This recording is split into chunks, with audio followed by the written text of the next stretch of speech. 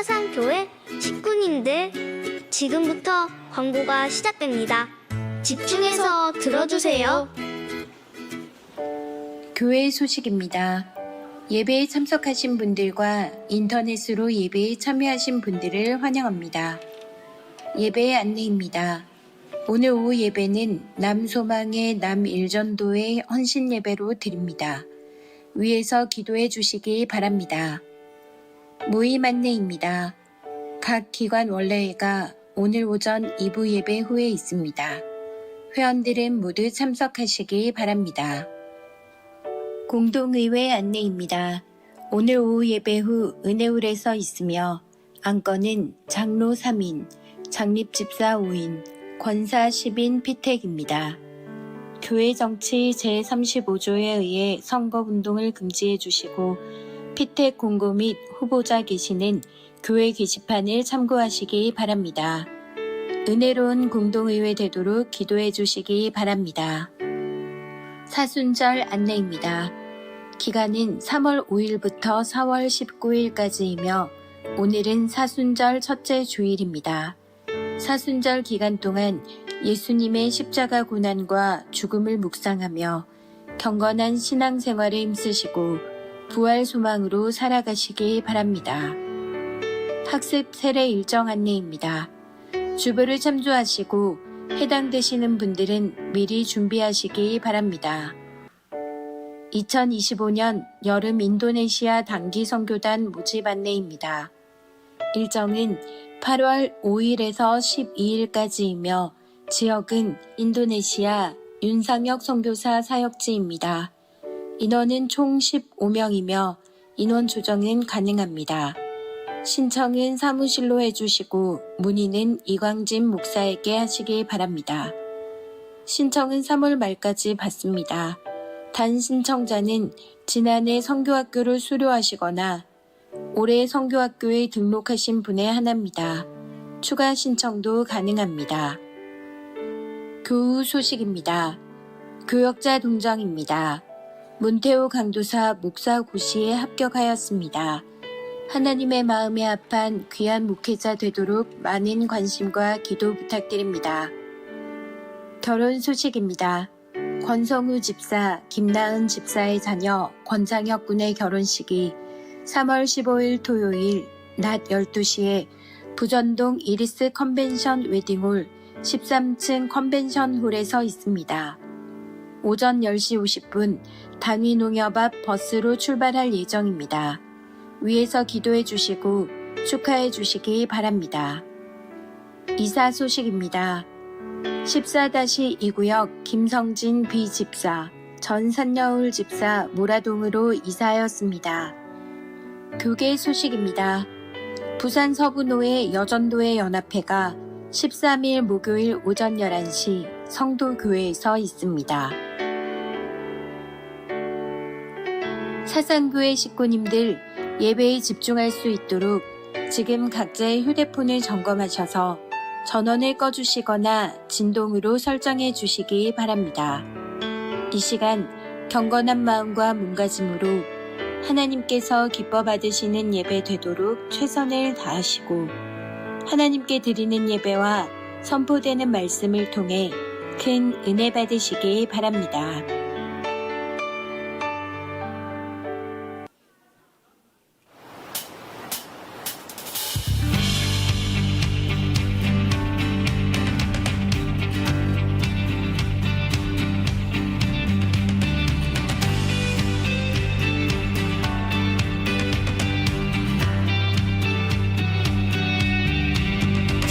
선하심과 진실함을 담기 원해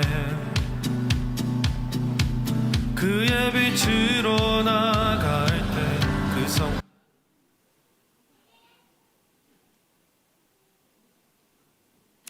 반갑습니다. 한 주간 잘 지내셨습니까? 여러분 얼굴에 다 봄이 온 것 같습니다. 전세대 예배 여러분, 예배에 참석하신 여러분들 모두 환영하고 축복합니다. 우리 좌우를 보시고 한번 인사하시겠습니다. 참 잘 오셨습니다. 한 번 더 말해주세요. 하나님은 우리와 함께 하십니다. 우리와 함께 하신 하나님께 이 시간 신앙 고백 드리겠습니다. 모두 자리에서 일어나셔서 사도신경 문답식으로 고백하겠습니다. 성도 여러분, 여러분은 하나님을 믿으십니까? 나는 전능하신 아버지 하나님, 천지의 창조주를 믿습니다. 나는 그의 유일하신 아들, 우리 주 예수 그리스도를 믿습니다. 여러분이 믿는 예수님은 어떤 분이십니까? 성령으로 잉태되어 마리아에게서 나시고 본디오 빌라도에게 고난을 받아 십자가에 못 박혀 죽으시고 장사된 지 사흘 만에 죽은 자 가운데서 다시 살아나셨으며 하늘에 오르시어 전능하신 아버지 하나님 우편에 앉아 계시다. 거기로부터 살아있는 자와 죽은 자를 심판하러 오십니다. 여러분은 지금 우리 안에서 일하시는 성령님을 믿으십니까? 믿으며 거룩한 공교회와 성도의 교제와 죄를 용서받는 것과 몸의 부활과 영생을 믿습니다. 아멘. 할렐루야. 우리와 함께 하시는 좋으신 주님은 우리가 무엇을 구할 때 들으시고 우리의 필요한 것을 미리 예비하시는 좋으신 주님이신 줄 믿으십니까? 아멘. 좋으신 주님, 채워주시는 주님, 이 시간 주님을 믿으며 우리 주님을 찬양하며 나아가겠습니다.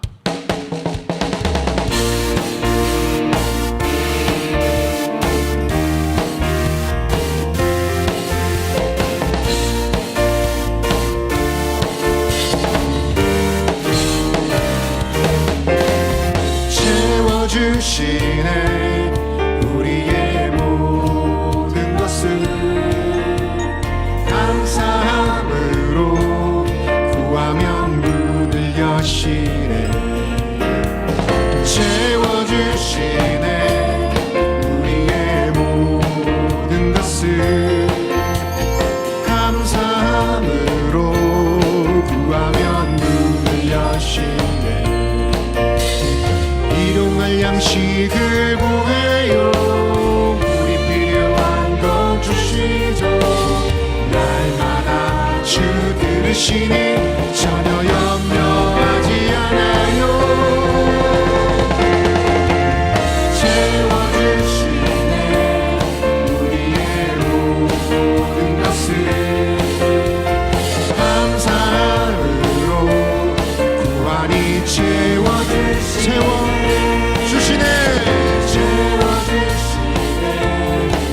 우리의 모든 것을 감사함으로 구하면 문을 여시네. 채워주시네. 우리의 모든 것을 감사함으로 구하면 문을 여시네. 필요한 양식을 구해요. 주시러 날마다 주 들으시니 전혀 염려하지 않아요. 채워주시네 우리의 모든 것을 감사함으로 구하니 자, 우리 다시 한번 찬양할까요? 우리 친구들은 자리에서 일어나겠습니다. 우리 한 번 더 찬양할 때는 율동하며 우리 몸으로 목소리로 채워주신 주님께 찬양하며 나가겠습니다. 채워주시네 우리의 모든 것을 감사함으로 구하면 문을 여시네. 채워주시네. 채워주시네 우리의 모든 것을 감사함으로 구하면 문을 여시네. 필요한 양식을 구해요. 우리 필요한 것 주시고 날마다 주 들으시니 전혀 염려하지 않아요. 채워주시네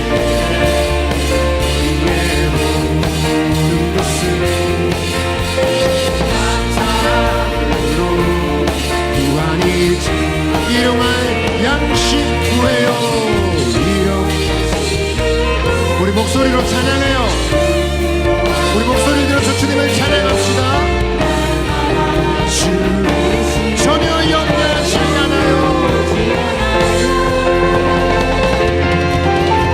채워주시네 우리의 모든 것을 감사함으로 구원이 채워주시네 우리의 몸 감사함으로 구원이 감사함으로 구원이 채워주시 우리 주님께 영광의 박수로 찬양을 드리겠습니다.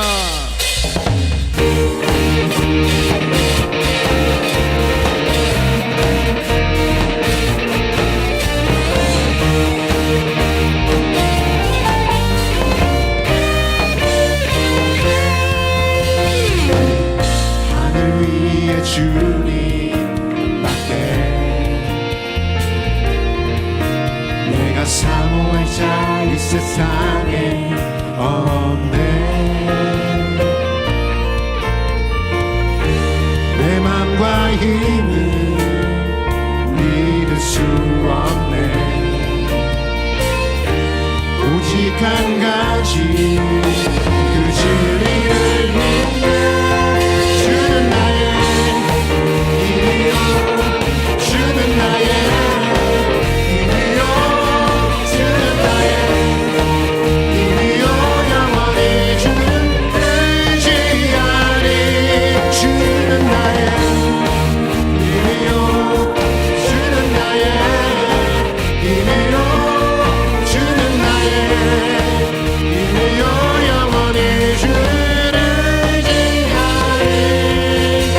영원히 하늘 위에 주님 하늘 위에 주님 내가 사모할 자 이 세상에 없네. 우리 박수치며 찬양합시다. 내 맘과 힘을 믿을 수 없네. 오직 한 가지 그 진리를 믿네. 주는 나의 힘이요 주는 나의 힘이요 주는 나의 힘이요 영원히 주를 의지하리. 주는 나의 힘이요 주는 나의 힘이요 주는 나의 힘이요 영원히 주를 우리 목소리로 주는 나의 힘이요 주는 나의 힘이요 주는 나의 힘이요 영원히 주를 의지하리.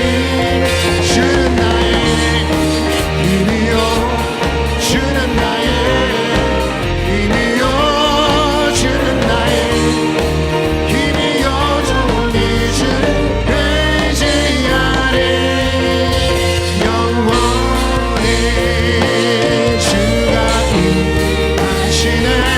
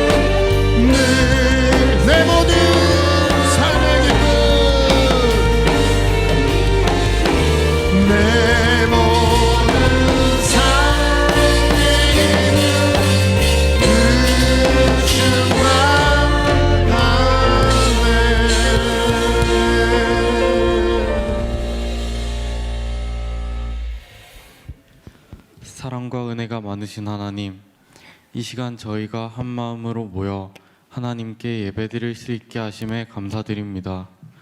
주님의 크신 사랑과 은혜를 기억하며 예배에 임할 수 있기를 원합니다.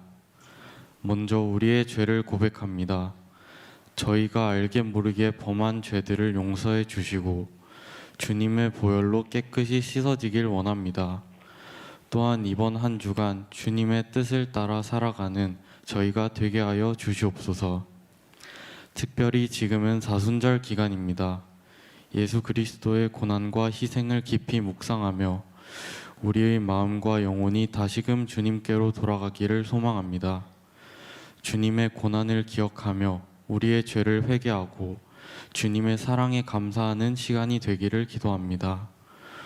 오늘 오후 예배 후 공동예배가 있습니다. 우리 모두가 주님의 뜻을 따라 선한 일꾼을 뽑을 수 있도록 도와주시옵소서. 지혜롭고 진실된 마음으로 섬길 수 있는 일꾼들이 선출되어 우리 교회가 사랑과 섬김의 공동체로 성장할 수 있도록 인도하여 주시옵소서. 하나님, 비전관 건축을 위해 기도합니다. 이 건축이 순조롭게 진행되게 하시고 이 비전관이 하나님이 원하시는 방향으로 쓰이는 공간이 되도록 주님 인도하여 주시옵소서. 다음 세대를 위해 기도합니다. 다음 세대가 세상의 유혹과 혼란 속에서도 흔들리지 않고 주님의 길을 걸어갈 수 있도록 힘과 용기를 주시옵소서. 그들의 마음속에 주님의 사랑과 은혜가 넘쳐 흘러 주위 사람들에게도 그 사랑을 나누는 도구가 되게 하옵소서. 말씀 전하시는 담임 목사님과 유재훈 목사님께 성령님이 함께 하셔서 생명의 말씀, 능력의 말씀이 선포되어지게 해주시옵소서. 살아계신 예수님의 이름으로 기도드립니다. 아멘.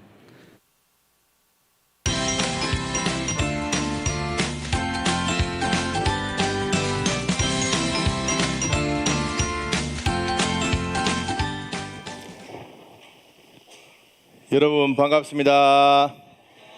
잘 지냈습니까? 예, 못 지냈어요. 예, 날씨가 많이 따뜻해졌죠? 추워요? 예, 우리 친구들이 학교에 가니까 스트레스 참 많이 받는 것 같아요. 자꾸만 아니요 이렇게 대답하는데, 예, 오늘 예배 드릴 때 하나님께서 우리 친구들의 모든 피로와 스트레스를 다 풀어주실 줄로 믿습니다. 우리 친구들 새롭게 학교에 가니까 어때요? 힘들죠? 아니에요. 예, 방학 때 좀 열심히 쉬다가 학교 가니까 힘들죠. 또 상급 학교로 진급한 우리 친구들은 시간도 길고 분위기도 틀려서 좀 힘들 겁니다. 예, 그래도 또 우리가 해야 되니까 잘 감당하는 우리 친구들 되기를 소망합니다. 우리 친구들 오랫동안 우리가 뭔가를 기다려서 얻게 된 거 있어요? 오랫동안 우리가 막 기다려서 얻게 된 거 없습니까? 혹시 휴대폰 우리 친구들 하나 엄마가 바로 사줬어요? 우리는 사달라 하고 엄마는 계속 기다리라 하고, 예, 그렇게 해서 휴대폰을 샀죠. 휴대폰 샀는데 부모님들이 휴대폰 왜 사주죠? 우리 친구들과 더 많이 통화하고 또 말 좀 잘 들으라고 사주잖아요. 우리 친구들 휴대폰 받을 때는 막 그렇게 하잖아요. 휴대폰 사달라고 쫄릴 때는 그렇게 하는데 시간이 지나면 휴대폰으로 게임하고 또 친구랑 대화한다고 엄마가 전화해도 전화를 받지 않고, 맞죠? 예, 다 경험 있지요, 중고등부 친구들. 예. 우리 신앙생활에도 이런 것 같아요. 하나님께서 우리에게 주신 것을 하나님보다 더 사랑할 때가 있는 것 같아요. 우리 오늘 본문 말씀인 창세기 22장 2절로 3절까지 말씀을 함께 읽도록 하겠습니다. 시작. 여호와께서 이르시되 내 아들 내 사랑하는 독자 이삭을 데리고 모리아 땅으로 가서 내가 내게 일러준 한 산 거기서 그를 번제로 드리라. 아브라함이 아침에 일찍 일어나 나귀의 안장을 지우고 두 종과 그의 아들을 이삭을 데리고 번제에 쓸 나무를 쪼개어 가지고 떠나 하나님이 자기에게 일러주신 곳으로 가더니. 아멘. 아브라함은 오랫동안 기다려서 아들 이삭을 낳게 됐어요. 이 이삭을 가지게 돼서 이제 그 이삭과 사라와 그의 모든 가족들이 다 소중하게 여겼을 거예요. 아마 하나님보다 더 사랑했을 수도 있어요. 하나님께서 아마 이러한 이삭의 마음을 알았든지 아브라함의 마음을 알았든지 아브라함을 찾아오십니다. 우리 친구들 혹시 이 질문에 어떻게 답하겠습니까?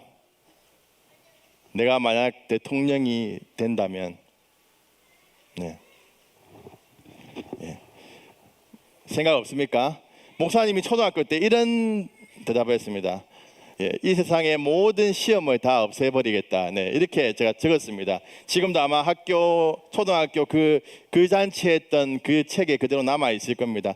시험이 참 어렵지요. 예, 시험 치는 게 힘들어요. 우리 중고등부 친구들 시험 기간이 되면 교회에 와야 될지 또 학원에 가야 될지 많이 고민이지요. 하나님께서는 시험을 통해서 학교 시험을 통해서 우리의 그런 믿음을 또 시험하실 때가 있어요. 아무튼 시험이 참 어렵지요. 우리가 시험을 치른다는 것은 어렵지만 그 시험을 통해서 우리의 그러한 학업이 얼마나 또 성적이 올랐는지 그렇게 평가할 수 있는 것 아니겠습니까? 하나님께서 아브라함을 찾아오셔서 시험하십니다. 하나님을 더 사랑하는지 이삭을 더 사랑하는지 시험하시죠. 근데 하나님께서 낸 숙제가 하나님께서 내신 그러한 시험 문제가 참 어려웠습니다. 자신의 아들 이삭을 사랑하는 독자를 번제로 드리라는 것이죠. 제물로 드리라는 것입니다. 태워서 죽여서 하나님께 드리라는 것이죠. 이 말에 아브라함은 밤에 많이 고민했을 것입니다. 하지만 다른 사람하고 의논하지 않고 열심히 고민하다가 아침 일찍 일어나서 나귀의 안장을 지우고 두 종과 그리고 이삭과 또 번제에 쓸 나무를 가지고 하나님께서 지시한 땅으로 가게 됩니다. 3일 후에 그 지시한 곳에 이르게 됩니다. 아브라함은 이삭을 데리고 내가 저기 가서 예배하고 함께 돌아올 것이라고 두 종은 두고 이제 떠나게 됩니다.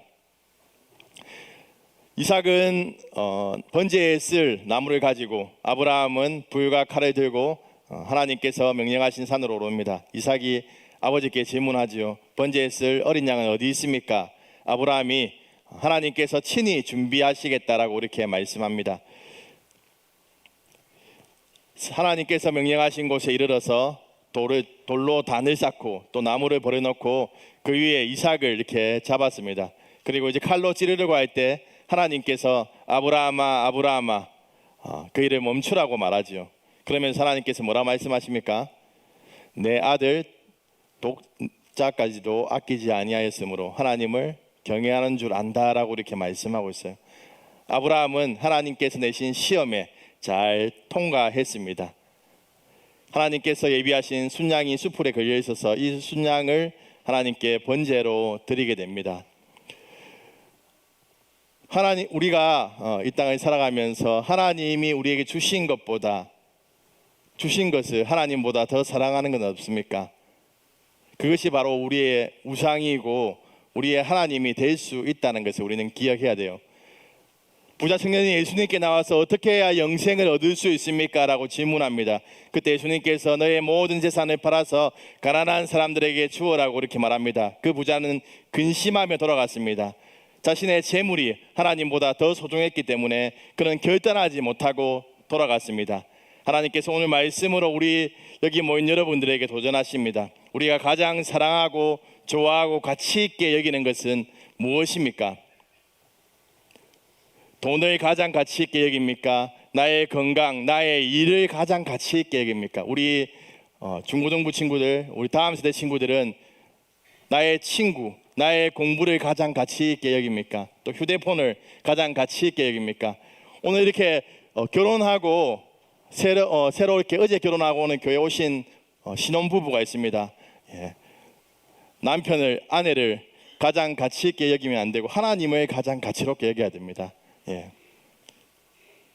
우리 자신을 돌아보시면서 하나님을 가장 가치롭게 여기고 하나님을 사랑하고 또한 우리의 믿음을 하나님을 가장 사랑한다는 믿음의 결단과 고백들을 올려드리시는 여러분 되기를 주님의 이름으로 축복합니다.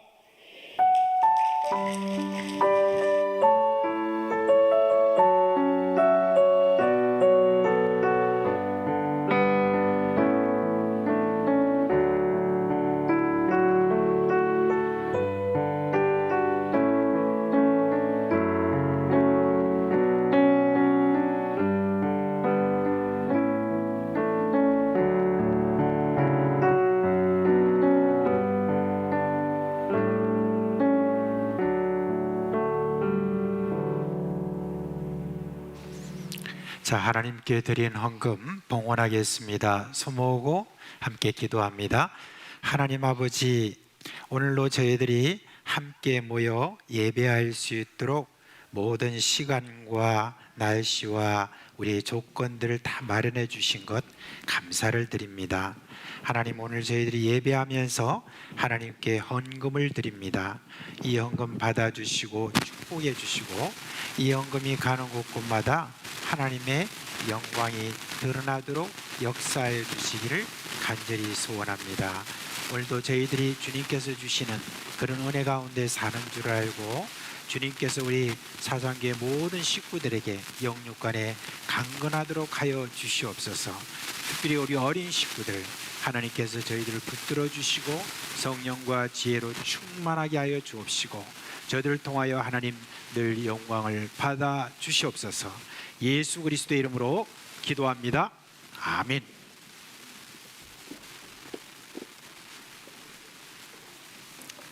소리. 네.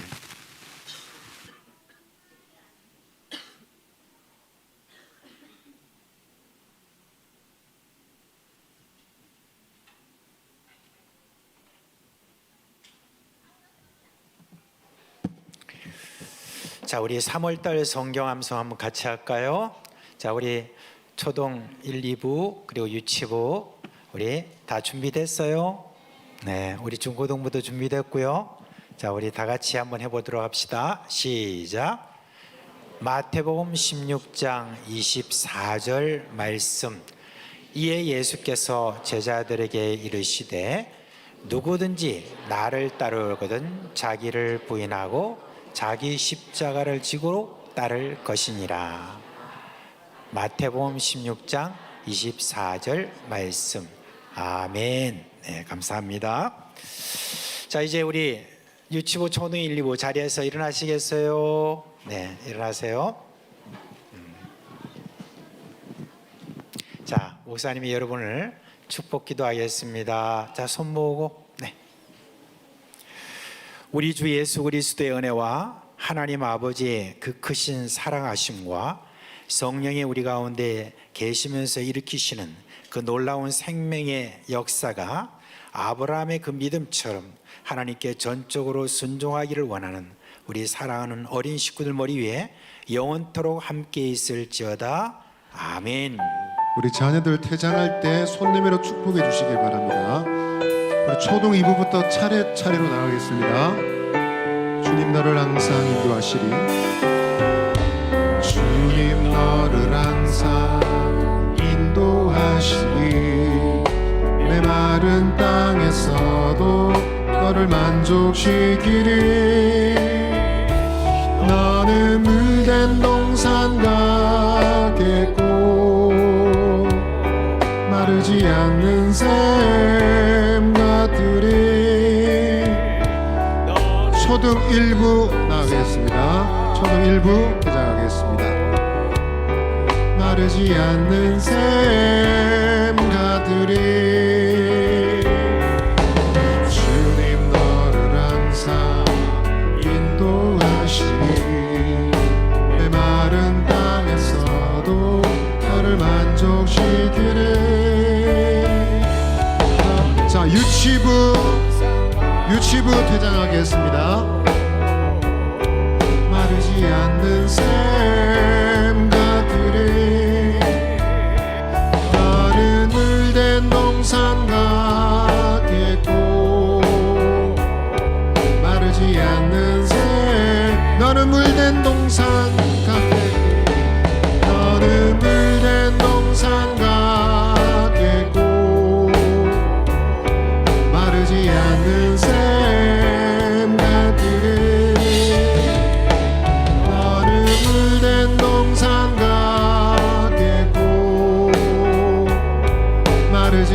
사는 셈.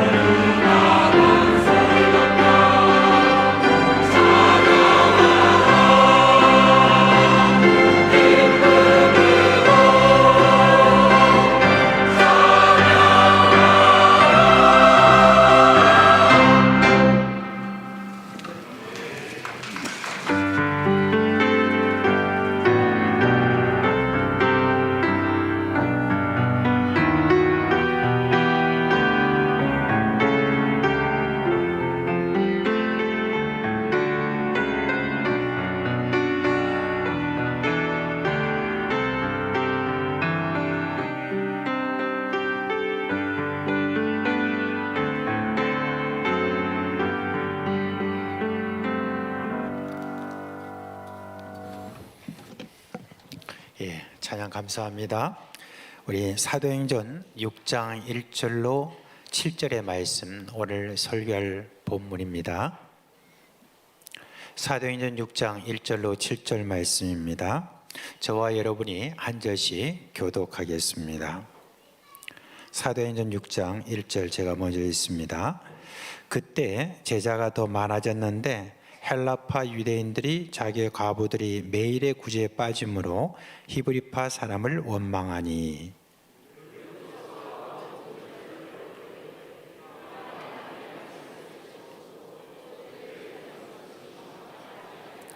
형제들아 너희 가운데서 성령과 지혜가 충만하여 칭찬받는 사람 7을 택하라. 우리가 이 일을 그들에게 맡기고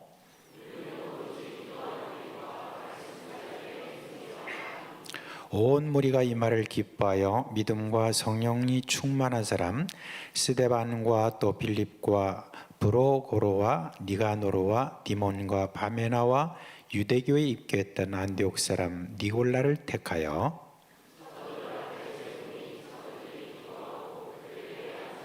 다 같이 하나님의 말씀이 점점 왕성하여 예루살렘에 있는 제자의 수가 더 심히 많아지고 허다한 제사장의 무리도 이 도에 복종하니라. 아멘. 여러분, 오늘 먼저 오늘 이 설교가 오늘 오후에 있을 우리 중직자 선거를 대비해서 이렇게 말씀을 드리는 게 아닙니다. 이제 사도행전 하나하나 우리가 좀 살펴보면서 지금 우리가 교회가 무엇인가에 대해서 여러분께 말씀드리는 가운데 오늘 이제 사도행전 6장에 이르러서 여러분께 말씀을 드리는 겁니다. 예루살렘 교회 정말 천국과 같았죠. 성령 공동체고 또 기도 공동체고 나눔 공동체요, 그리고 거룩한 그런 공동체였습니다. 그러나 지난주에도 제가 말씀드렸지만 지상교회는 100% 천국이 될 수가 없습니다. 어느 교회나 다 문제가 있고 또 문제가 드러나지 않다 할지라도 잠재해 있습니다. 그런데 그런 문제를 어떻게 해결해 나가느냐, 거기에 따라서 그 교회는 천국의 은혜를 회복할 수 있습니다. 이제 이 예루살렘 교회, 일반 사람들이 두려워할 정도의 많은 기적이 일어났습니다. 그리고 천국의 기쁨이 있는 그런 예루살렘, 이 교회에 고약한 것이 들어왔어요. 그 고약한 게 뭡니까? 원망이었습니다. 어떻게 원망이 생겼냐면은 당시 교회는 스스로 숙식을 해결할 수 없는 형편에 이런 그런 분들이 있었어요. 그런데 그런 분들 중에 대표적인 분이 누구냐면 홀로 된 여인 또는 과부라고 그렇게 이야기를 합니다. 그래서 이제 교회는 그들의 필요를 좀 채워주는 그런 일이 중요한 사역이 되었습니다.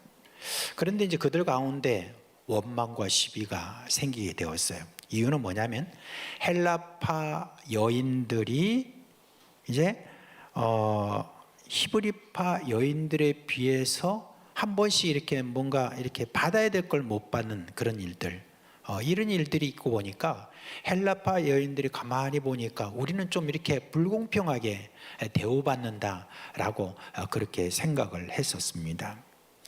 그런데 왜 이런 문제가 이렇게 생기게 되었느냐? 사도들이 자신이 히브리파 그런 여인들에 대해서 좀 더 이렇게 많이 또 좋아한다든지 하는 그런 어떤 것 때문에 그러느냐? 그렇지 않죠. 왜 그런 일이 생겼느냐에 대해서 그 뒤에 또 이제 나오고 있습니다. 우리가 우리의 어떤 능력의 한계를 넘는 일을 하다 보면은 자주 이런 일들이 발생하게 됩니다. 당시 이제 사도들이 하는 일을 보니까 사도들은 전도하고 또 말씀 가르치는 일, 그 다음에 또 권능을 행하는 일, 이런 일들을 했었습니다. 근데 그 일만 해도 보통 일이 아니었어요. 그런데 이와 같이 이 어려운 사람들, 특별히 이제 날이 갈수록 이 어려운 사람들이 많이 이렇게 모여들었잖아요. 그러니까 그 어려운 사람들을 돕는 그 일들이 계속해서 자기들에게 많아짐에도 불구하고 사도들은 이게 내가 해야 될 일이다라고 그렇게 생각하고 이 일들을 꾸역꾸역 그렇게 해왔던 것입니다. 근데 이게 뭐예요? 과부하가 걸렸죠. 그래가지고 이제 이런 실수하는 일들이 이렇게 생기게 된 겁니다. 어떤 사람들 이렇게 받아야 될 사람 못 준다든지 이런 일이 생기게 된 거예요. 그러니까 그 사이로 원망이 비집고 들어가게 된 것입니다. 자, 이제 이런 원망이 생겼습니다. 그러냐 이제 이 원망을 어떻게 해결했느냐 하는 걸 보면서 오늘날 교회가 어떤 문제가 생겼을 때 해결하는 하나의 방법을 여기서 배울 수가 있습니다. 결론부터 말씀드리자면 교회는 일꾼을 세워서 이 문제를 해결한 것을 볼 수가 있습니다.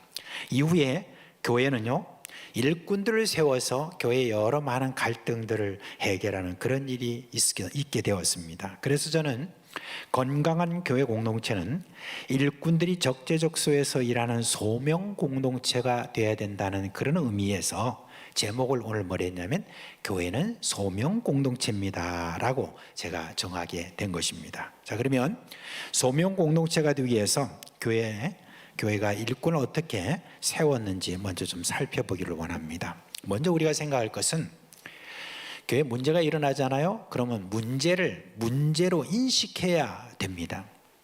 문제 없는 교회는 없다고 했습니다. 그런데 문제가 생겼을 때 많은 교회가 그 문제를 그냥 무시해 버려요. 그냥 시간이 지나면 해결되지 않을까라고 하는 그런 안일한 생각을 많이 하고 있습니다. 누구라도 책임지겠지 뭐. 누가 하겠지. 또 좀 자기 자신 좀 곤란하고 누구한테 욕을 먹는다든지 아니면 그런 문제에 대해서 어떻게 해보려고 하면은 좀 이렇게 문제가 더 생길 것 같은 그런 느낌이 있으면 그냥 조용히 가만히 있자. 그래서 가장 그때 그 문제를 해결하기를 기대하는 그 사람이 누구겠습니까? 누구겠죠? 목사겠죠. 그것도 담임 목사 아니겠습니까? 근데 많은 경우에 목사가 그거 다 해결할 수가 없습니다.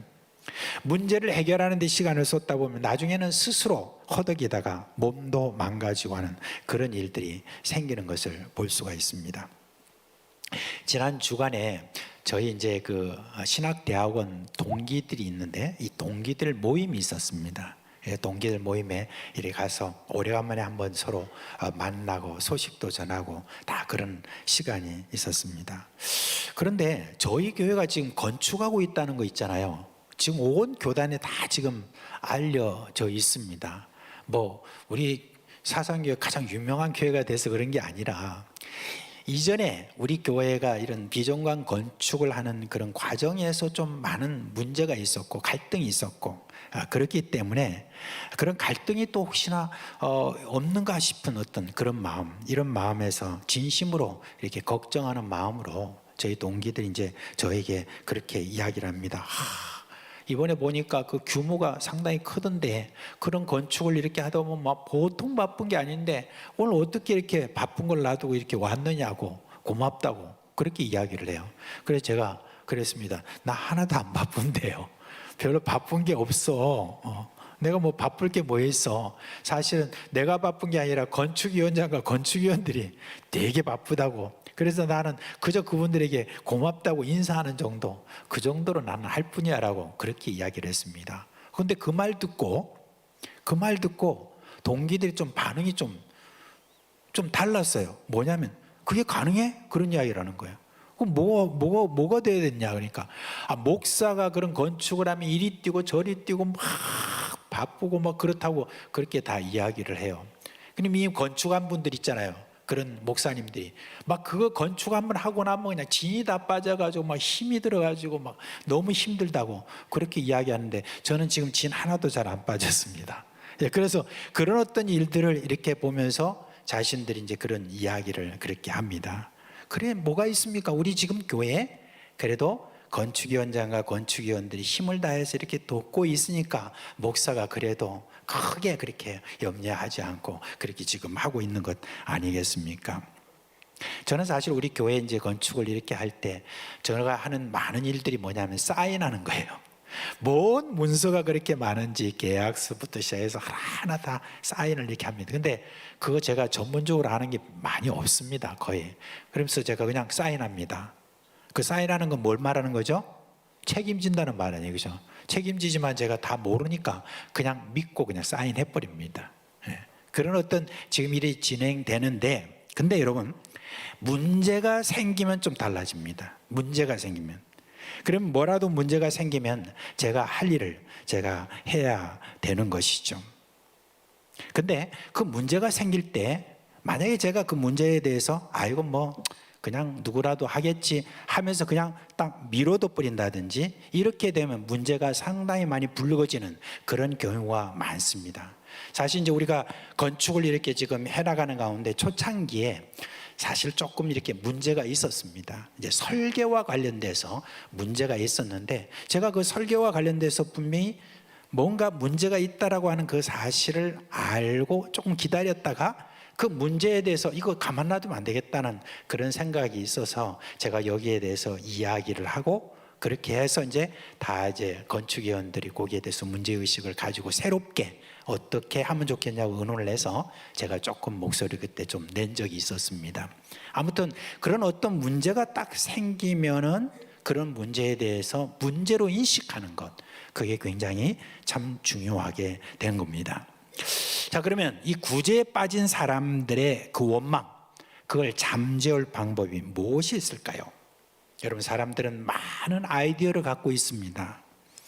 문서를 이렇게 작성해가지고 빠지는 사람이 없도록 하자, 이런 의견도 있겠고, 또한 질서를 좀 뭔가 좀 잡아서 하는 방법도 있겠고, 또한 뭐 해당되는 그런 여인들 중에 히브리파 여인들, 그 다음에 헬라파 여인들 다 모아가지고 그 중에서 대표를 뽑아가지고 그렇게 해가지고 서로 뭐 합의해서 하는 그런 방법도 있고, 다 방법이 여러 가지가 있겠습니다. 그런데 사도들은 어떻게 했느냐? 사도들은 어떻게 했느냐? 여기에 대해서 막 의견을 묻고 그렇게 하지 않았습니다. 사도들은 바로 기도로 들어갔습니다. 이런 문제 해결, 특별히 교회 안에서였던 문제 해결, 이런 모든 것들에 대해서는 특별히 기도가 굉장히 중요합니다. 사도들이 예수님에게서 배운 아주 중요한 요소 중에 하나가 뭐냐면 기도였습니다. 그래서 사도들은 바로 기도로 들어갔습니다. 이것은요, 문제가 생겼을 때 하나님의 사람들이 취한 그런 공통된 그런 태도였어요. 그런 분 중에 가장 모범된 분이라고 하면은 저는 모세라고 생각합니다. 모세가 이스라엘 백성들을 데리고 광야 40년 동안 그렇게 그 광야에서 있었을 때 정말 많은 문제가 발생했습니다. 하루하루가 문제투성이었어요. 그때마다 모세는 어떻게 했느냐? 하나님께 나아갔습니다. 때로는 백성들이 모세에게 왜 그 문제에 대해서 빨리 대책을 내놓지 않느냐라고 막 그렇게 다그치는 그런 상황에서도 저는 하나님이 주시는 말씀이 있기까지 그냥 하나님 앞에 머물며 하나님의 그 답을 기다린 그런 사람입니다. 절대 사람들에 의해서 움직이고 그러지 않았었습니다. 여러분, 모세라는 사람이요, 대단한 사람입니다. 사실 굉장히 똑똑한 사람이에요. 모세는요, 40세까지 그 당시에 세계를 호령하고 있었던 이집트, 그 이집트에서 왕궁에서 모든 학문들을 다 배운 사람입니다. 저가 왕이 될 정도의 그런 어떤 학문을 다 배운 사람이라서 그 학문 가운데 가졌던 그런 지혜가 보통이 아니었습니다. 그게 이제 좀 실패를 해가지고 자기의 어떤 유대 민족을 어떻게 좀 구원하려고 하는 그런 실패해가지고 광야로 도망갔지만은 광야 40년 동안에 무슨 양치는 어떤 그런 사람으로 그냥 가만히 있었던 그런 사람은 또 아니었습니다. 나름대로 자기 생각이 있고, 그 양치는 40년 동안에 그 광야에서도 산전수전 다 겪은 그런 경험들, 어려운 가운데서 어떻게 뭘 해결해야 될지 아는 어떤 지식이 있었던 그런 사람이에요. 그런 경험이 있었던 사람이에요. 80세 동안에 그냥 있었던 사람이 아닙니다. 이 세상의 학문과 경험과 이 두루 모든 것들을 갖췄던 그런 사람이에요. 그런데 그 모세가 그런 인간적인 어떤 계산과 모든 문제 해결책을 가지고 시도를 하지 않았습니다. 하나님께 나아가서 하나님의 뜻을 물었던 것이죠. 40년 동안의 그 못된 백성들, 이스라엘 백성들을 광야에서 그곳에서 이끌었다라고 하는 거, 인간으로서는 거의 불가능한 일이었습니다. 초인적인 어떤 능력을 발휘한다 할지라도 여러분, 그 모든 것들을 해결할 수 없었던 것입니다. 그런데 가나안 땅 앞까지 무려 40년 동안에 아무것도 없는 가운데 이스라엘 백성들을 거기까지 이끌어왔던 그 힘은 어디에 있었습니까? 모든 문제를 해결할 수 있었던 그런 힘은 어디 있었습니까? 바로 기도의 힘이었습니다. 기도로 문제를 돌파하는, 이게 믿음의 사람들이 우리에게 보여준 그런 태도였습니다. 여러분, 우리는 이 세상에 살아가면서 많은 여러 어려운 문제들을 만납니다. 근데 믿음의 사람의 특징은 뭐냐면 어려운 어떤 일들이 딱 부딪히면 바로 하나님 앞에 엎드립니다. 엎드려서 하나님 앞에 이 모든 어려움에 대해서 하나님께서 어떻게 하실지 주님께 묻고, 또 주님께서 이걸 돌파할 수 있도록 힘을 주시기를 바라는, 그게 뭐냐면 믿음의 사람의 특징입니다. 기도로 문제를 해결하면 완전히 해결되는, 그걸 믿고 그렇게 살아간 것입니다. 이제 기도하다 보니까 이 문제에 대해서 이제 해결책을 이제 얻게 되었죠. 근데 그 해결책을 보니까 의외로 너무 간단합니다. 이거 그냥 하나님 말씀 안 하셔도 그냥 그냥 인간적으로 생각해도 이거 해결책이 나오는데 답이 너무나 간단했어요. 뭐예요? 사람 세워가지고 그 일을 해결하라. 이제 이외로 답 아주 너무 간단해서 좀 싱거울 수도 있는 그런 것입니다. 그런데 여러분, 그 간단한 게 사실은 참 어렵습니다. 그 간단한 게 어려워요. 우리가 어떤 퀴즈를 풀기 위해서 막 애를 쓰잖아요.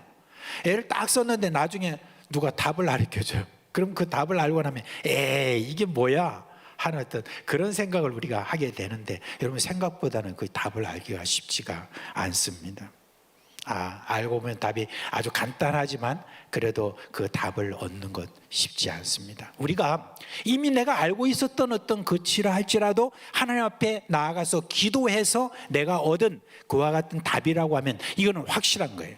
그래서 확실한 것을 그렇게 태도를 취하는 그런 경우, 이게 믿음의 사람이 가지고 있는 것입니다. 자, 이제 사도들이 하나님으로부터 받은 답, 직분자를 택하여 문제를 해결하는 그 모습을 봅니다. 사도들이 이제 모든 제자를 다 불렀다고 그래요. 다 불러가지고 우리가 하나님 말씀을 제쳐두고 접대를 일삼는 거. 옛날에 보면 이 접대가 아니라 구제죠. 사실 구제라는 말입니다. 그죠? 이 접대를 일삼는 것이 마땅하지 아니하니라고 그렇게 했습니다. 그동안 자신들이 이렇게 구제하는 일을 맡아서 이렇게 하다 보면 너무나 힘들었다는 거, 그걸 이제 말하고 있습니다. 그 일 때문에 사도들이 뭐라고 그러냐면 우리가 말씀을 제쳐놓고, 이런 말을 지금 여기에 하고 있습니다. 저는 이 대목에서 좀 이외의 것을 발견했어요. 여러분, 이 사도들은요, 성령 충만했던 사람이잖아요. 그죠? 성령의 인도함을 받았던 사람이잖아요. 그런 성령 충만한 그런 사람들인데, 이 사람들은 그냥 입만 열면 하나님의 말씀이 그냥 술술 나오는 것이라 그렇게 저는 생각을 했었습니다, 이전에. 그런데 사도들은 성령의 충만을 받은 자이기 때문에 말씀을 연구하지 않고 하나님의 말씀을 깨달아 사람들이 진리를 전하는 그런 일을 하는 것이 아닙니다. 사도들 역시 하나님의 말씀을 전하기 위해서 하나님 앞에 나아가서 말씀과 씨름하는 그런 시간을 가졌다는 것, 그걸 우리가 여기에서 볼 수가 있습니다. 구약의 그 말씀이 예수님에게 어떻게 적용됐는지, 구약의 말씀을 다 가지고 하나님의 말씀을 가지고 씨름하면서 시간을 내어서 기도하고 그 모든 말씀을 이제 사람들에게 전하는 이 모든 일들에 이 사도들이 그렇게 힘을 썼다는 것을 여기서 알 수가 있다는 것입니다. 자, 이제 이 문제를 하나님 앞에 내어놓고 물어보니까 너희들이 이것을 맡아서 하는 것이 마땅하지 않다라고 하는 답을 얻게 되었습니다. 그리고 하나님이 뭐라고 하는 지혜를 주십니다. 그 다음 말씀, 사도행전 6장 3절 말씀에 보니까 이렇게 하죠. 우리 같이 한번 읽어봅시다. 형제들아, 너희 가운데서 성령과 지혜가 충만하여 칭찬받는 사람 7을 택하라. 우리가 이 일을 그들에게 맡기고 우리는 오로지 기도하는 일과 말씀 사역에 힘쓰리라 하니. 아멘. 그리고 이제 7을 세웠습니다. 이 7분이 위임받은 것은 구제하는 것인데, 헬라어로 이 구제, 아까 접대한다, 이 말씀은 뭐냐면 디아코노스라고 이렇게 합니다. 그리고 그것을 일을 하는, 제가 디아코니아라고 하고 그 일을 하는 분을 디아코노스 이렇게 합니다. 근데 옛날에 이제 헬라적으로 보면은 어떤 집안을 관리하는 집사 정도로 그렇게 하기 때문에 오늘날 우리가 이분들을 집사다라고 그렇게 이야기를 합니다. 그런데 이분들이 한 사역을 보면 그냥 구제만 한 게 아니에요. 이후에 한 사역을 보면 다양해요. 성경에 보면 이분들 중에서 2분이 한 사역에 대해서, 이 구제 말고 다른 사역에 대해서 나와 있는데, 우리가 이제 이 6장 봤잖아요. 바로 7장에 가보면 누가 나오냐면 스데반 집사님이 나옵니다. 그 스데반 집사님이 그때 뭐 하셨느냐, 사람들 가운데 서서 하나님의 말씀을 전하는 그 같은 전도자의 일을 한 것을 볼 수 있습니다. 그리고 난 다음에 스데반 집사님이 어떻게 돌을 맞아서 순교하셨죠. 그 이후에 이제 막 예루살렘에 있었던 그 모든 막 많은 제자들이 핍박이 막 일어나니까 막 이렇게 흩어졌습니다. 그 흩어진 분 중에 한 분에 대해서 나오는데 바로 그분이 빌립 집사님이었습니다. 근데 이 빌립 집사님이 어디로 갔냐면은 사마리아 땅으로 갔잖아요. 그곳에 가서 뭐 하셨느냐, 그냥 저가 무슨 다른 일을 한 게 아니라 하나님 말씀을 전하고 권능을 행하고 이런 어떤 일들을 막 그때 기적도 일어나고 그런 일들을 하셨던 거예요. 그러니까 이제 이런 뭐 집사 직분 받았다고 그래서 하나님 말씀 안 전하고 이게 아니라 다 그런 일들을 했다는 그 이야기를 하는 것입니다. 어쩌면 지금 우리 교회 장립 집사님들이 많잖아요. 근데 그 장립 집사님들이 하는 다양한 어떤 그 일들, 그처럼 여러 가지 일을 했던 것입니다. 그런데 이분들을 세울 때 사도들이 뭐라고 했느냐? 성령과 지혜가 충만하여 칭찬받는 사람을 세우라, 그렇게 했습니다. 여러분, 교회의 일을 하는데 그 다음에 어떤 문제를 해결하는데 쓰임받는 직분자에 있어서 가장 중요한 요소가 무엇인가 하는 걸 여기서 지금 이야기를 하고 있습니다. 뭐라고 하냐면 지혜와 성령이 충만한 사람이다 라고 그렇게 말했습니다.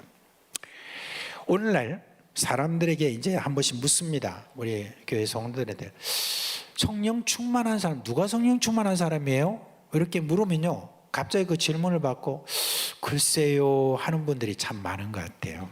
근데 딱히 자기가 생각했던 기준은 별로 없는 것 같고, 그냥 믿음이 좋은 것 같아요, 그냥 좋아 보이는 것 같아요, 착해 보여요, 아니면 뭐 교회 충성스럽게 일을 해요 하는 어떤 그런 것들을 많이 이렇게 보면서 성령 충만에 대해서 생각을 하는 것 같아요. 근데 여러분, 성령 충만한 사람이 어떤 사람이냐면 성령 충만하다는 것은 성령의 지배를 받는 사람이다 라고 하는, 그걸 성령 충만 받는다고 해요. 그러면 성령의 지배를 받는 사람은 어떤 사람이냐? 성령의 열매가 나타나는 것을 보고, 그걸 보고 성령 충만한 사람을 우리가 알 수 있어요. 그 열매를 보아 그 나무의 어떠함을 안다고 그렇게 했잖아요. 그래서 성령 충만한 사람에 대한 그 열매가 뭐냐? 갈라디아서 5장 22, 23절에 다 나와 있잖아요. 그죠? 그거 한번 볼까요? 다 같이 시작. 오직 성령의 열매는 사랑과 희락과 화평과 오래 참음과 자비와 양성과 충성과 온유와 절제니라고 그랬습니다. 바로 이게 뭐예요? 열매예요. 성령 충만의 열매인 것입니다. 이 성령 충만한 사람이 누구냐 했을 때 사랑과 희락과 화평과 오래 참음과 충성과 자비와 양성과 온유와 절제, 이와 같은 이 모든 내용들을 여러분들이 딱 살펴보면 저분은 저런 열매를 맺은 거는 성령 충만해서 그렇구나 라고 우리가 판단을 할 수 있다. 바로 그 이야기인 것입니다. 그리고 난 다음에 지혜가 충만하다잖아요. 그럼 지혜가 충만하다는 그 말은 뭐냐면은 야고보서 3장 16절에 나와요. 뭐라고 나왔는지 같이 한번 읽읍시다. 시작. 오직 위로부터 난 지혜는 첫째 성결하고 다음에 화평하고 관용하고 양순하며 긍휼과 선한 열매가 가득하고 편벽과 거짓이 없나니. 좀 어떠세요? 성령 충만한 거하고 지혜가 충만한 거하고 달라요? 어떠세요? 좀 비슷하잖아요, 그죠? 이 내용을 이렇게 보면 성령의 열매나 또 지혜 충만이나 이런 것들을 딱 보면 비슷한 요소를 그렇게 갖고 있다는 그런 이야기인 것입니다. 저는 이제 성경을 이렇게 한 번씩 보면서 특별히 요한복음에 보면은 물과 성령으로 불과 성령으로 이런 어떤 성령과 합하여서 나오는 말들이 있어요. 그런데 사실상 그 말은 어떻게 많이 쓰였냐면은 물과 성령으로 할 때 사실 따로따로 이야기하는 게 아니에요. 사실 무슨 말이냐면 성령의 씻음으로 라고 하는 겁니다. 그리고 불과 성령으로라고 이렇게 이야기했을 때는 성령의 불과 같은 역사로, 그런 어떤 뜻이 있어요. 그래서 여기도 성령과 지혜로 충만하다라고 하는 이 말은 뭐냐면 따로 생각할 것이 아니라 바로 지혜의 성령으로 충만하다라고 하는 어떤 그런 어떤 뜻으로 우리가 받아들여도 무방합니다. 아무튼 여기에서 지금 이야기하는 바로 이 열매, 직분자를 이렇게 선정하는 어떤 이 일들에 있어서 지금 사도들은 뭘 이야기하느냐? 바로 이런 열매가 있어야 된다라고 하는 그런 이야기를 하고 있습니다. 초대교회는 이런 자 일곱을 택해서 교회에서 일어난 바로 이 갈등을 해결했습니다. 그리고 이후에 이제는 지중해를 비롯해서 여러 나라와 여러 지역에 교회가 설립되었어요. 그리고 난 다음에 그곳에 다 직분자를 다 이렇게 세우게 되었죠. 그래서 교회에 일어날 문제들도 해결하고 그리고 해야 될 일을 하고 하는 이 일들을 쭉쭉 해나가다가 그 다음에 사도 바울이 열심히 전도해서 교회를 이렇게 세운 가운데서 특별히 에베소 교회, 그 에베소 교회에 편지하는 그 내용을 통해서 에베소 교회에 이미 있었던 그런 직분들이 어떤 직분이 있었느냐 하는 것을 그 이후에 세웠던 직분들에 대해서 이게 또 나와요. 그 나오는 것이 에베소서 4장 11절에 이렇게 나옵니다. 그 어떤 사람은 사도로, 어떤 사람은 선지자로, 어떤 사람은 복음 전하는 자로, 어떤 사람은 목사와 교사로 삼으셨으니. 근데 이 직분만 나오는 게 아니에요. 집사도 있고 감독도 있고 또 나중에 장로도 있고 교회 안에 여러 많은 어떤 그런 직분들이 이미 1세기에 상당히 많이 세워졌다는 것을 볼 수가 있습니다. 그 모든 직분이 왜 직분이 필요했느냐? 직분이 필요한 것은 교회의 문제를 해결하는 하나의 방법이었고, 그리고 교회가 어떤 사명을 감당하는 데 있어서 그 일을 잘 할 수 있도록 이와 같이 직분을 세운 것을 볼 수가 있습니다. 이제 우리가 교회에서 이제 직분을 세우잖아요. 그러면 직분을 세울 때 우리가 또 한 가지 생각해야 될 것이 꼭 있습니다. 어떤 분들은 교회가 사람을 세울 때 성도들의 의견에 따라서만 주어서는 안 된다라고 그렇게 이야기를 했어요. 직분을 받은 당사자에게도 직분에 대한 소명이 있어야 된다라고 그렇게 이야기를 했습니다. 로이드 존슨이라는 목사님이 계세요. 영국의 목사님이신데 이분이 그 소명에 대한 아주 귀한 그런 말씀을 해주셨습니다. 물론 목사의 소명에 대한 그런 이야기지만 모든 직분자에 대한 그런 소명, 그걸로 적용할 수 있습니다. 소명은요, 두 가지가 있습니다. 첫째는 내적 소명이 있고 둘째는 외적 소명이 있습니다. 내적 소명이라는 것은 무슨 말이냐면 그 직분에 대한 자기의 소망이 있다라고 하는 바로 그 이야기를 하는 겁니다. 그 직분을 행하고자 하는 바로 그 소망이 그 사람에게 있어야 그 직분을 잘할 수 있다고 했습니다. 우리 한국의 교회에서는 누가 직분에 대해서 이런 소망을 가진다 이렇게 하면 좀 거기에 대해서 좀 터부시하는 그런 경우가 있습니다. 누가 어떤 사람이 나는요 좀 장로가 되고 싶습니다. 나는 집사가 되고 싶습니다. 나는 권사가 되고 싶습니다. 그러면은 좀 거기에 대해서 굉장히 꺼려하고 네가 먼저 그런 말을 하면 묻잖아. 다른 사람이 먼저 말해야지 하는 어떤 그런 어떤 말을 참 많이 하고 있습니다. 사실 좀 그게 좀 뭔가 교만하게 보이고 자격을 먼저 갖춰야지 하면서 그런 말 하는 자체가 자격이 없다 뭐 이런 식으로 그렇게 생각하는 그런 경향이 있습니다. 근데 여러분 로이드 존슨 목사님은 그렇게 생각합니다. 본인이 어떤 직분에 대한 그 부분에 대해서 소원이 있어야 된다라고 그렇게 이야기를 합니다. 그리고 그런 바탕하에서 외적인 소명 또한 중요하다고 그랬습니다. 여러분 외적 소명이라는 것은 뭘 말하냐면 교회 공동체로부터 그 일을 하기에 적합하다는 평가를 받아야 된다라고 하는 것입니다.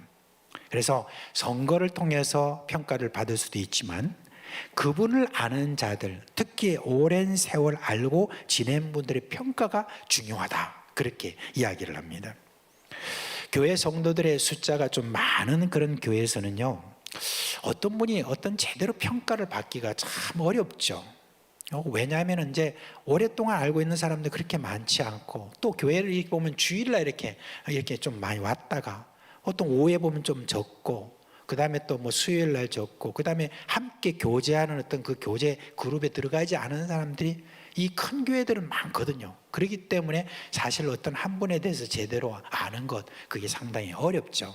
그래서 어떤 큰 교회는 그렇게 한다고 그래요. 직분자를 세우기 전에 소그룹 그분이 속한 전도회나 남전도회, 여전도회 또는 뭐 이런 어떤 소그룹이나 이런 데서 있는 그런 분들의 그 평가서를 좀 받아가지고 그걸 가장 중요하게 여기면서 그 직분자에 대한 후보를 낸다라고 그렇게 이야기를 하고 있습니다. 그래서 이런 내적 소명이 있고 소원도 있고 외적인 소명에 따라서 사람들이 볼 때 당신은 정말 이 일을 잘할 수 있을 것 같소라고 하는 그러한 것이 확인이 된다. 그렇게 할 때 외적 내적 소명이 완전할 때 그분은 정말 충성스러운 일꾼으로서 살 수 있다라고 그렇게 이야기를 합니다. 물론 이제 우리가 예루살렘 교회에서 그때 이렇게 우리가 나타난 바에 의하면 어떤 이야기입니까? 외적 소명에 대한 것을 물어서 저들을 택한 것을 볼 수가 있습니다. 여러분 이제 말씀 맺겠습니다. 우리 사랑하는 믿음의 식구 여러분, 우리는 다 하나님의 부름을 받은 기본적으로 우리는 소명을 가진 사람입니다. 그래서 우리는 하나님의 자녀로서 소명을 가지고 또 그리스도인으로서 세상 가운데 소명을 가지고 있고, 그리고 예수님의 제자요 또한 성도라는 이름을 갖고 있는 그런 소명자입니다. 그런데 예수님이 피로 값주고 사신 교회, 몸된 이 교회, 이 몸된 교회가 온 세상에 복음을 전하는 하나님의 뜻을 위하여 세우신 이 교회가 건강하게 세워져 가고 모든 문제가 잘 해결되고 더욱더 힘을 합쳐서 한 목적인 온 세상에 그리스도의 제자를 만드는 이 모든 일들을 하는 데 있어서 이 직분이 그만큼 중요하다는 그 이야기인 것입니다.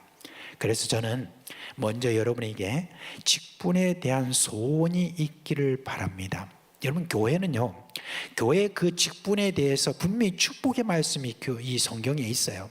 그래서 물론 집사에 대한 어떤 이야기는 하고는 있지만은 집사의 직분을 잘한 자들에게는 어떤 축복이 있느냐, 뭐라고 합니까? 아름다운 지위와 그리고 그리스도 예수 안에 있는 믿음의 담력을 가진다고 그랬습니다. 이게 자세하게 설명을 다 할 수는 없지만은 바로 이 아름다운 어떤 지위라고 하는 것은 그 직분을 잘할 때에 우리 하나님과 그리고 천군 천사와 그리고 모든 성도들로부터 그 모든 일들에 대해서 칭찬을 받는 그와 같은 이게 뭐냐니까 아름다운 지위라고 그랬습니다. 2000년 교회의 역사 속에서 참으로 충성된 그런 모든 증인들은 두고두고 그분들에 대한 이름이 그 교회에서 떠나지 않고 그분을 알고 있는 많은 사람들이 떠나지 않는 그런 경우가 있다는 겁니다.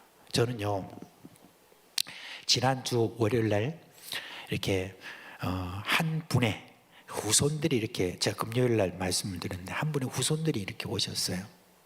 우리 교회에서 자기가 잘하고 이곳에서 청년까지 있다가 그 다음에 시집 가가지고 그 목사 삼으로서 그렇게 두 교회를 개척했던 이제 83세 된 그런 그 사모님이 이렇게 오셨고, 그 사모님의 자손들이 쫙 같이 이렇게 왔는데 그 자손들 장로님, 권사님 뭐 이런 분들과 그 손주까지 그렇게 다 오셨어요.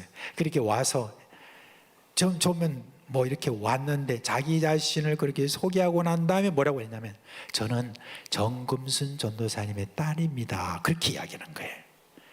여러분 지금도 아마 정금순 전도사님에 대해서 누가 이렇게 이야기하면 전설과 같은 분이다 이렇게 이제 많은 분들이 이야기를 해요. 정말 기도의 사람이었죠. 기도의 사람이었을 뿐만 아니라 그분을 통하여서 참 많은 제자들이 생겼고 또 그분을 통하여서 참 많은 어떤 유익한 일들이 우리 교회에 그때 있었습니다.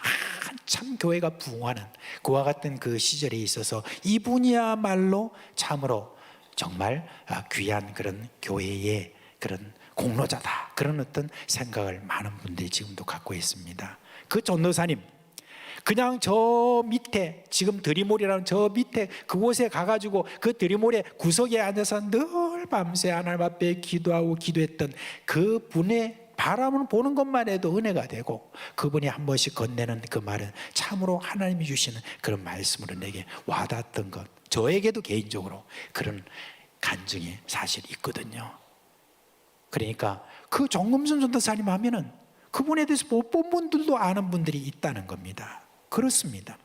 자기의 지금 이 직분이, 전도사라는 어떤 직분이 목사에 비해서 뭐 사실 이렇게 좀 낮춰진 어떤 그런 어떤 직분이라고 생각할지 모르지만, 그러나 그분의 그 이름이 지금까지 왔던 많은 목사님들에 비해서 훨씬 더 지금 우리 가운데서 남아있는 그런 모습을 보면은 교회의 직분을 잘 감당했던 그런 기라성 같은 우리 교회 지난 선배들의 그런 장로님, 집사님, 권사님 이런 어떤 분들을 지금도 생각을 이렇게 하게 되면 참 그분들이 기억이 또 나고 합니다. 여러분 그렇습니다.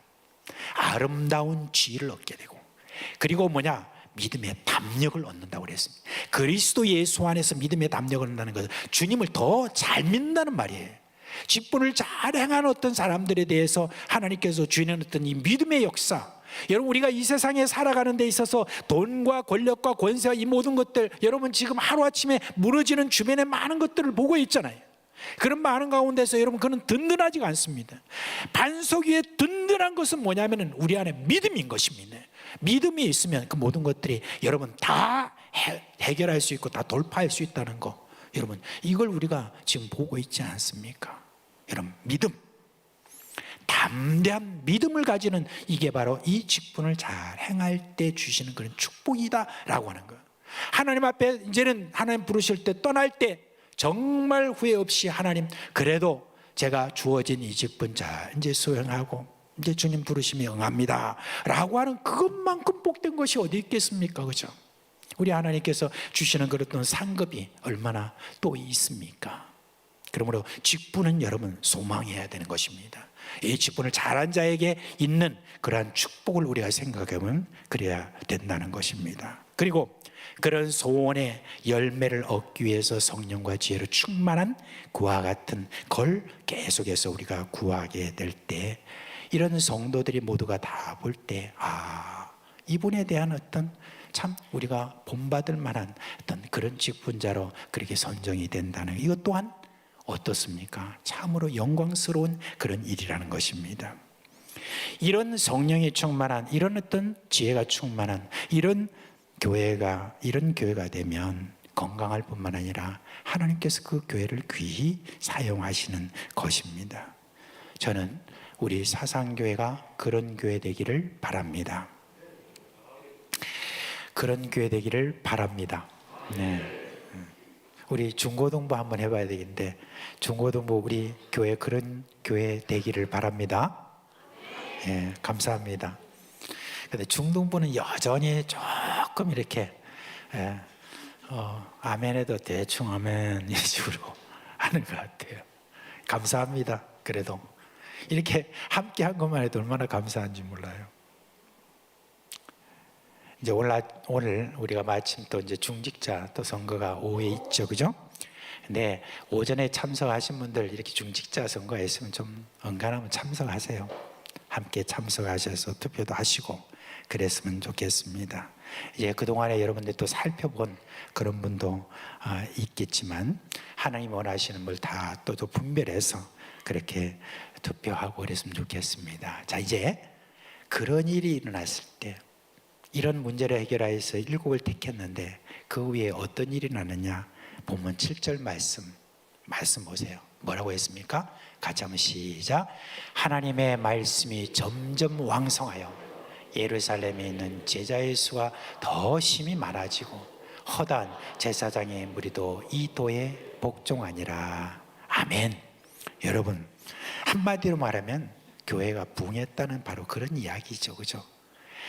근데 이 가운데 허다한 제사장의 무리도 이 도에 복종했다는 거, 이거 대단한 것입니다. 제사장들은 아는 것도 많고요, 자기가 지금 누리고 있는 여러 자기의 그 지위도 있고요, 이런 것들이 있는 가운데 있는데 이 사람들이 이 도에 복종했다라고 하는 것은 뭡니까? 뭔가 하나님 말씀이 엄청나게 영향을 크게 미쳤다라고 하는 바로 그런 이야기를 하는 것입니다. 그런 일들이 벌어진다는, 도무지 예수 믿지 않을 것 같은 그런 사람들, 막 이 세상의 지휘자들, 이런 모든 사람들, 이런 사람들도 다 이제 이 도에 복종하는 그와 같은 일이 벌어진다라고 하는 거, 이런 부흥을 저희들이 맛보았다는 게 바로 이 직분을 세운 다음의 결론이 되는 겁니다. 우리 사상교회 역시 성령과 지혜가 충만한 그런 분들이 또 직분자로 잘 세워져서 허다한 이들이 이 복음을 받고 부흥하는 그런 교회 되기를 주님의 이름으로 축원합니다. 이제 다 자리에서 일어나시기 바랍니다.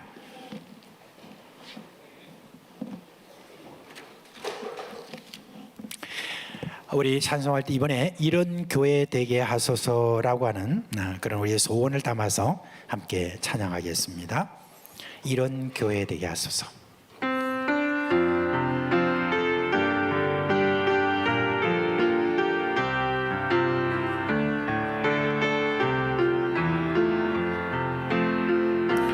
진정한 예배가 숨쉬는 교회, 주님이 주인 되시는 교회, 믿음의 기도가 쌓이는 교회, 최고의 찬양을 드리는 교회, 말씀이 살아 움직이는 교회, 성도의 사랑이 넘치는 교회, 섬김과 헌신이 기쁨이 되어 열매를 맺는 아름다운 교회,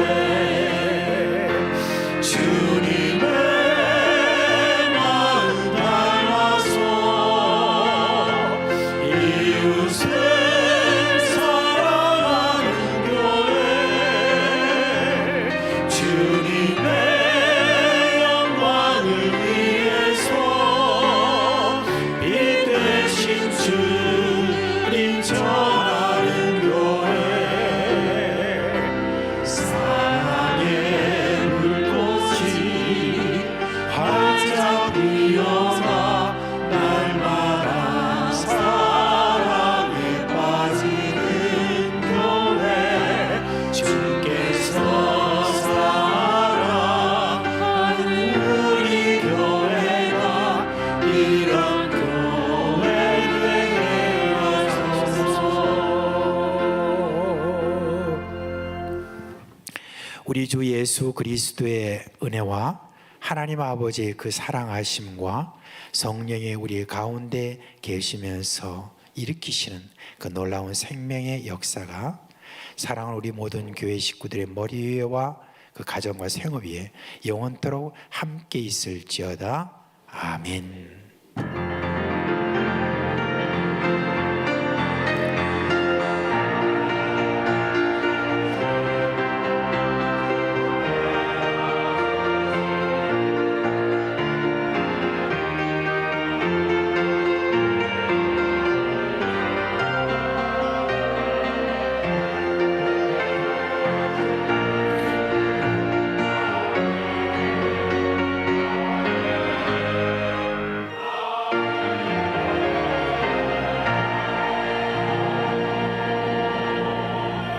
예, 자리에 앉아 주시기 바랍니다. 오늘 결혼식 이후에 오늘 예배에 참석한 우리 가정이 있습니다. 어제 우리 정혜식 장님 집사님과 이정인 원사님의 자녀인 우리 정지경 군 그리고 우리 바리예림 양이 이제 결혼한 다음에 오늘 오전 1부에 이렇게 예배에 참석하게 되었습니다. 이제 여기서 결혼을 하고 난 다음에 이제 바로 캐나다로 또 이렇게 떠나게 되겠습니다. 이분들도 축복하고 격려하는 의미에서 여러분들이 좀 박수로 그렇게 격려해 주시기 바랍니다. 우리 인사하시겠습니다. 기도하겠습니다. 하나님 아버지, 하나님께서 우리 지경 형제와 예림 양을 복을 주시고 만나게 해주시고 한 가정을 이루게 해주셔서 참으로 감사를 드립니다. 늘 성령과 지혜로 충만하게 해주시고 주님께서 주시는 그런 모든 길에서 늘 감사와 서로의 사랑이 넘치도록 함께하여 주시옵소서. 특별히 또 먼 그런 길을 떠나서 생활을 할 때 주여 주님께서 이들에게 담대함과 은혜를 주시기를 간절히 소원합니다.